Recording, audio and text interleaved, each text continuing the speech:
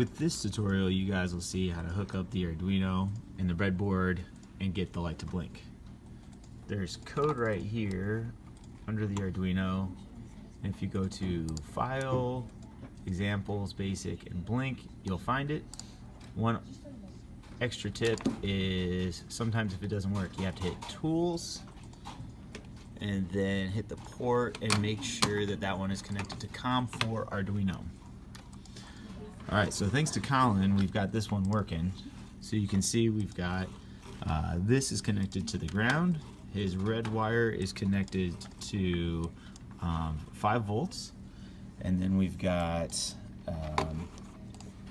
a red light and a 220 ohm resistor, and we can change the code.